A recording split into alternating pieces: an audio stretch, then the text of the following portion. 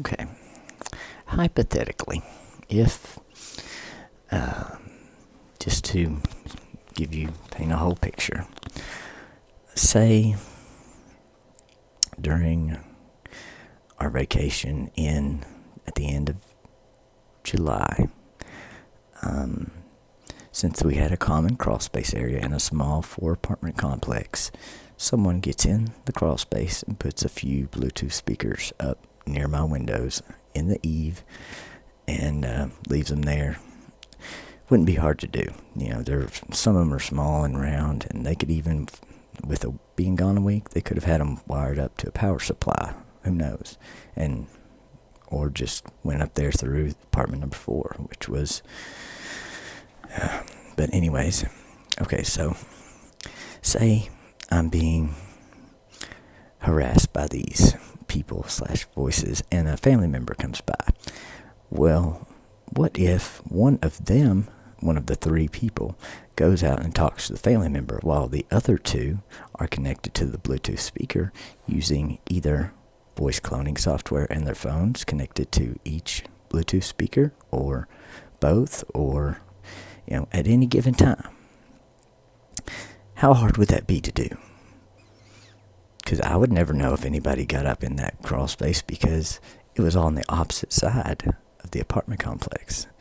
But see, they had two separate family members. One who lived in the one right next to me, and one who lived in the one on the end that had access to the crawl space.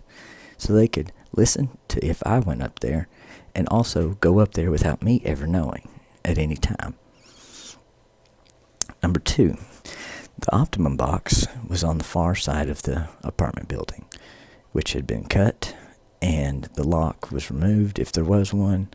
And I had called Optimum like 4 different times. And I went out there one time, and I reinforced the area, put a lock on it, and called Optimum to lock it down. Now, I used to have a motion sensor light on my back porch that had a switch on it, for timing, when to come on or how sensitive and whatever. And that they would mess with as well. They would turn it off and just change the settings and all that kind of stuff. How hard would that be to do when I'm always in my room, watching TV, researching, doing whatever, but minding my own business? Because there's no way one person could ever keep an eye on every window, especially when it's 3 people harassing one person, even psychologically and behind closed doors. That wouldn't be that hard to do, would it? If you really think about it. And then during the day, I know during that time period, my next door neighbor never left, hardly, except for on a few occasions. And she hadn't even retired yet. I know she retired in July. That's just what Tish, or whatever, told me, that she was going to retire then. And all the while, I'd been harassed 3 different times by her mother's boyfriend, or roommate. 2 of which were caught on camera, but since my family thought it was just in my head, they never saved this recording from McBee's. They could have even asked the employee that stepped out the door that night, whenever he confronted me, McBee's trying to resolve some dispute that didn't exist. Let's see. There was a 3rd time he harassed me all the way back into my apartment. And the neighbors across the way, far back, might have saw or heard something, because they were having car trouble that night, but I don't know if they did or not. So that's 3 different times he harassed me himself. This is back in 2023. And, if they, since they have a son that works at AT&T, and works with cell phones, it's not that hard to imagine that he might tell his sister how to clone a SIM card, even though that's highly illegal. Or he might do who knows what else. And I had no idea there were such things as GSM bugs out there, because you know where I heard these things about these things? These stupid voices in one of their scenarios. I'd never researched these things a day in my life because I have no desire to know about them. But in order to know these people's tactics and figure out, because it was, it changed every maybe week or so. They went from one type of scenarios to another type of scenarios to another type of scenarios. But the one that stands out the most right after the altercation, where the daughter was blocking my way to my vehicle, literally standing right in front of my door, and then got aggressive with me, that someone blocked cell phone signals for about 2 minutes. Then later on, they cut the power without coming in my apartment whatsoever for a couple of hours, all the while acting like lawyers or something, or like, so stupid. I mean, they did that one over and over and over, for weeks, until I basically became numb to it. And then they try a different tactic, and then they try a different tactic. They've had to reuse their tactics 2 or 3 times now. But you would think my family, when I told them every time, at every instant, the 15 times that I was upset, I went to my family and said, hey, something happened. If they had just looked in my eyes and saw how traumatized I'd been, you would think they would question something, verify some facts, but they didn't. I had to verify every single fact, like the fact that every single one of my ex-neighbor's children all have felonies on their record. So what does that tell you about her parenting? And her roommate, the drunk master electrician, the last thing that her daughter told me was that he got in a fight, something to do about pills out front, and her daughter saw it. Well, the next day I saw his face. It was all bruised up, so I verified that with my eyes. I know that happened. The only facts that I know are verified with both my eyes and my ears. Now, all these scenarios that these people used to put me through, that's all them. They're trying to basically gaslight me, from what I can see, to death, because someone did get into my apartment, was breaking and entering whenever I was asleep, because they took some medicines that I had stashed away. They put a contact on my cell phone, a prepaid cell phone, which had a different Google account than my main Google account. All the while, my Facebook got hacked, and I never regained full control. Another Facebook account got created with my Gmail account. Number 3, what else was it? One other thing besides Optimum. Facebook, Google. Oh, my Google showed 4 different devices that got connected to it at different times. When I moved out, I know I put my password books in my truck, and that was at the end of the year. But for 7 months at my mom and dad's house, I could not find them anywhere. Those were very important to me. But then, suddenly, whenever I move out, those password books just reappear. And I haven't even asked my mother, because I'm sure she'll just say, I don't know where they came from, blah, blah, blah. It's like they can't remember anything about all this, yet they think that they went through it just like I did. All I really need, honestly, is one person to try to understand what I went through, to listen to the whole story, like actively listen. And that's probably going to be a lawyer. And had my dad even stood up for me the first time I called the cops on David Sean Jones for making a comment, if he had just knocked on their door and said, hey, was this comment made, while I was sitting in the vehicle, away from it, and found out, whether they did or didn't, that would have shown them that he was willing to stand up for me. But instead, he stepped out of the vehicle and laughed. As if is all in my head. I'll tell you, the only thing that's all in anybody's head is all this YouTube conspiracy, religious BS that my mom and dad are stuck on. That is all in their head. There's no evidence whatsoever of that. Yet I can provide them my phone records, all the different odd things that happened to me, all within the 1 year, just 2023. Not before, not after. I mean, just 2023. The year I was living next to that lady and her daughter and that drunk master electrician. That is the only year I had any problems. Since moving out, I've had none. My internet always works fine. Things always work fine on my computer. I have nothing disappear, like messages that I had saved that someone had sent me. Four of them to be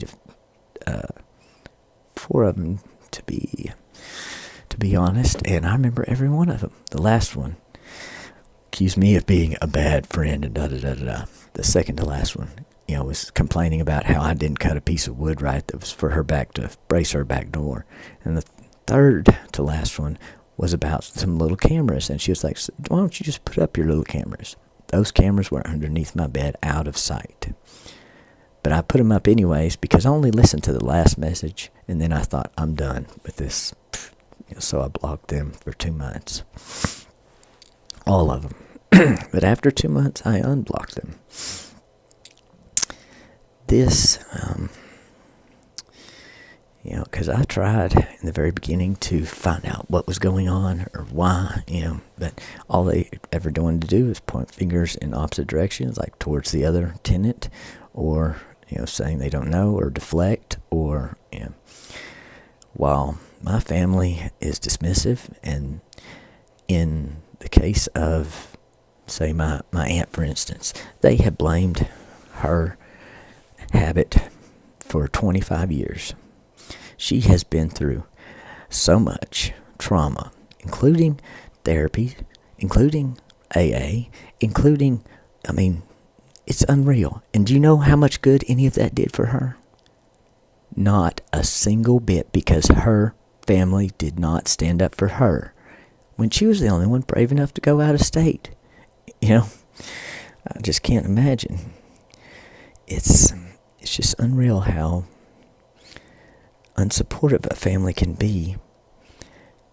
And it doesn't matter it doesn't matter how many therapies you go through, or what there's no pill you can take, there's no, magical cure. If your family does not support you in a positive way, rather than shaming, blaming, or anything else of that negative nature, then it is impossible to succeed in certain things. But I've proven that once away from that negative family, that you can succeed in getting a job. You can succeed in interpersonal relationships. You can succeed in rebuilding friendships, with people that you may have pushed away due to what these, evil neighbors of 2023, put you through. But see, all of this is just within the realm of possibility. If it wasn't possible for them to do this, then I wouldn't think they were. I would not think they were ever. But it's completely within the realm of possibility, and my parents never even looked at the evidence that I had. They never even looked at my phone records. They never looked at all the odd things that connected to my account. They'd say, oh, I believe you, but their actions said otherwise. That's why I always say, actions speak louder than words. And that's why I had to tell my mom through text that I could not go to my grandpa's funeral in Georgia because I cannot be around my dad, because he battered me 2 times in the 7 months that I stayed over there. Twice. Once for a line of text on a note that I'd write a note and set it downstairs on the counter so there would be no confrontation, and maybe I would be heard. And I come downstairs and ask her, my mom, where she said it. I'm 10 feet away from her. And he comes up behind me and starts chest bumping me and shoving me.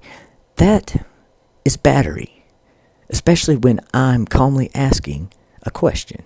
The second time, I was asking for truth, justice, and closure in my room, with some speakers hooked up.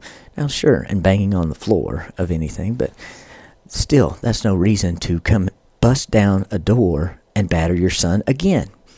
Because what's the justice system for if not justice? What is, your family for if not to support you or to help you find the truth? I mean, if they don't help you with those things, then they're practically useless to you. I mean, my dad, talking to him, I know that it's like nails on a chalkboard. He does not like to listen. He just likes to talk and talk and talk. He likes hearing himself more than anything. And they don't exhibit the values of Christianity in any way. They're not humble. They're not forgiving. They're not understanding. They're egotistical. They're prideful. They're demeaning. They make fun of people behind their backs. And that's just my mom and my sister. And those things I despise about them. But I don't say anything. And I don't do the things that they do. I don't talk bad about people behind their backs except for them, pretty much. Anything else, it's my opinion versus somebody else's. And I would really like them to prove that they didn't do it. And that's been the struggle. After trying to contact my personal lawyer 10 times, twice by going by his office, 3 times by phone, and 5 emails, I'd received no contact from him whatsoever. But then I see him whenever I go to court one day. After me and my dad, after my dad practically, it took me 2 to 5 minutes to catch my breath. I was hyperventilating outside after running as fast as I could out the door. I could have had a heart attack and died. Would he have cared? Would he have even come out there? He wouldn't have found me until I was dead. But I'm the one who called the cops that day. But yeah, I did. I was angry, and yeah, I broke out a bad glass or two, some material things that cost $1,000 at the most that I've already paid my debt for. But since there were no bruises on my body and the cop couldn't see anything visually wrong with me other than me being distraught, and I'm sure, my dad used to value honesty, but I don't think he values anything but his self and his own opinion. And the only thing he ever looks at is this same strange version of the Bible that he's been reading, which has no bearing on anything today. What I'd like to say about that is, when I read a book, if I really pay attention the first time, I don't have to read it again. But I guess since they're a little slow, they're going over other books that are different. After reading the Bible so many times, why would you have to read it more than once if you understood it the first time? That makes no sense to me. Just like in high school, why do we not go back to older science books that we did in another grade just to refresh our memory and all that? Because we've already went through that book. There's no need. You just might need refreshing on certain aspects, and then you continue your learning on. But their learning has completely stopped. They have no outside. They don't research anything. The only thing they learn things from is employees or customers that come in there and talk rumors or gossip. My mom doesn't ask how I'm doing. My dad doesn't ask how I'm doing. The only ones that do are my aunt and my grandma. And I'm grateful for that. But sister, I've never heard a nice word out of her mouth, even though I won't even get into the other time I was physically assaulted by her husband, 5 years ago. But she has nothing nice to say, yet she, thinking she could help her own health, probably took too much iodine and, zapped her thyroid all by herself rather than doing very thorough research. She probably read just a Google search or two and then assumed that that was true. I'm the one who does all the research in this family. I'm the one who got a 24 on his ACT. Mom, Dad got a 12 back in the day. Kristen, I don't even know if she took it. I don't have a clue. But the fact is, they let me suffer over there for 6 months. Maybe, we'll say 5, September to December, for sure. When I came to them time after time after time, just saying, traumatized, and they did nothing. Half the time they would be on the phone with somebody, and I don't even know who. The fact is, like when I told my mom I couldn't go, I explained why I couldn't go. That's one other main irk. They will not explain their actions, not one bit. They won't tell you why they believe what they believe. They won't explain why they did what they did. They won't tell you what other people have said to them. They're keeping all these secrets, to themselves, or can't remember them. One of the two, I can't ever know because they're, too close-minded, and they always tell me, it's in the past, it's in the past. Sure, it's in the past, but I came to you every single time during the present when those things happened. And if they ever took the time to read my whole blog, the main post, maybe, if they truly believed me, they might want a lawyer too for me, just to give me the truth so I can have some peace of mind. But instead, I have to go on without peace of mind and just wonder, basically. I have my theories, but, I'm open to the fact of it may be true or it might not be true. I have not ever made up my mind one way or the other, but every single thing that I found out since has led me down the more suspicious. There's been little to no things that happened that have made me less suspicious. And it'd be like, those neighbors, like, well, the main thing, the one neighbor right next to me who could hear me somewhat, she didn't call me one single time that entire 6-month period. Not one time. The last time we talked was July 4th, and that was face-to-face after the Lynch's fireworks show. That's the last time I ever talked to her. And she called me one time other than that, but that was several months prior for directions to St. Vincent's rehab, where her drunk boyfriend was at. So that's the only 2 times I'd ever been contacted on the phone by her. While her daughter picks very weird times to text me, like when I'm taking a friend home. Oh, that drunk master electrician also harassed one of my friends about assigned parking spots, which, there are no assigned parking spots over there. But all this is in the past. But take into account all of this all together. And they had sliding back doors, on the back side where Kyle had a RV, an RV parked, so he couldn't see anything necessarily. But why would he change his? First he wanted to be anonymous and that I could stay, which I proved, thank goodness, because Granny journals. She writes down every day what happens. And then change his story when the first came. Tell my mom that I had to be out by the first, which I really didn't care. I didn't want to be in that hellhole to begin with. And I didn't want to be at my parents' house either. It's the principle of the matter, and it's the fact that I'm pretty dang sure that they've broken many laws, but, I can't prove it. It would be a lawyer, the police, the FBI, something like that, who would be proving it. But when I had my last phone number, I had two, maybe 3 calls from 1-800 numbers that could have been lawyers. 2 were 1-800, one was a private call, and there were no voicemails ever left. And then my aunt's voicemail, where she called me, And then I just called her back, and whenever I got there, she said, "Did you get my message?" I was like, "No, what's going on?" She just needed me to spackle something, on her, in her bathroom.